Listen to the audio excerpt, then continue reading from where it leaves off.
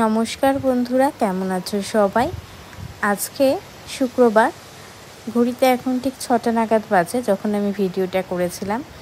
তো সকালে ঘুম থেকে উঠে সারা রাত জানেন এখানে প্রচণ্ড বৃষ্টি হয়েছে গুয়াহাটিতে। আর এখানে একটু বৃষ্টি হলেই আমার বাড়ির কাছে জল জমে না, কিন্তু চারিদিকে অনেক জায়গায় জল জমে যায়। এই দেখুন কি হাওয়া দিচ্ছে যে আজকে। এই যে বাড়িটিতে তিনটে ব্যালকনি, এইটা একটা ব্যালকনি, এইটা আর একটা ব্যালকনি যেটাতে আমি ইউবের মানে শ্রীহানের সমস্ত খেলনা সমস্ত কিছু এখানে দিয়ে রেখেছি, এখানেই ও খেলে। আর ঘুম থেকে উঠেই আমি রোবটটাকে চালিয়ে দিলাম যাতে ঘর ঝাড়ু পোছা হয়ে যায়, কারণ উনি তো উঠলে আবার এত দৌড়াদৌড়ি করবে, আর এটার পিছনই দৌড়াদৌড়ি করে।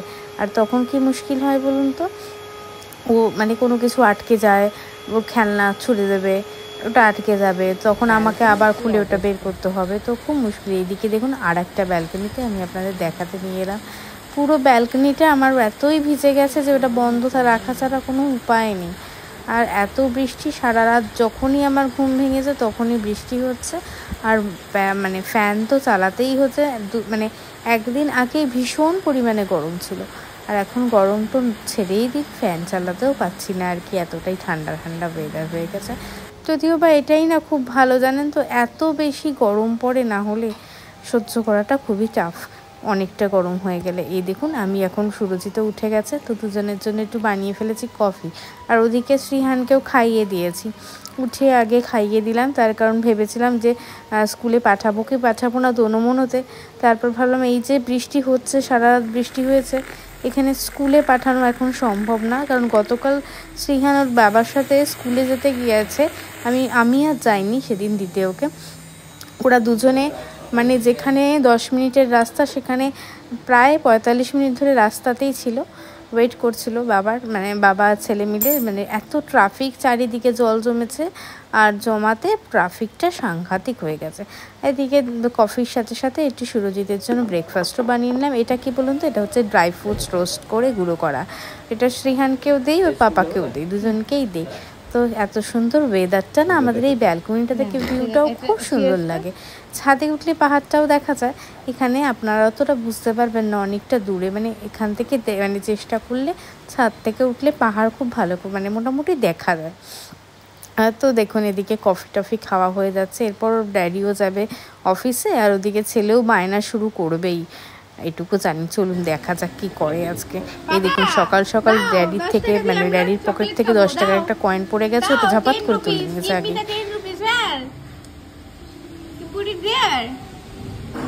Give me.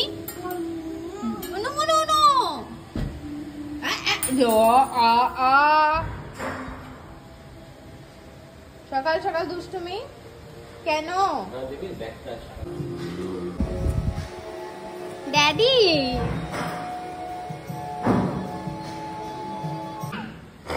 হ্যাঁ আসো বেবি,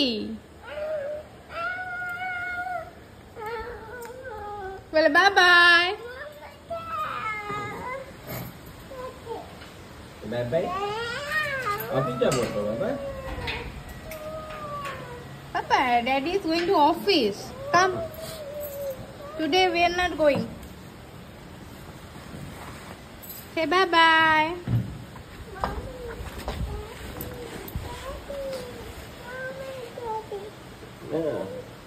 এটা বলো না। Bye bye. Bye bye.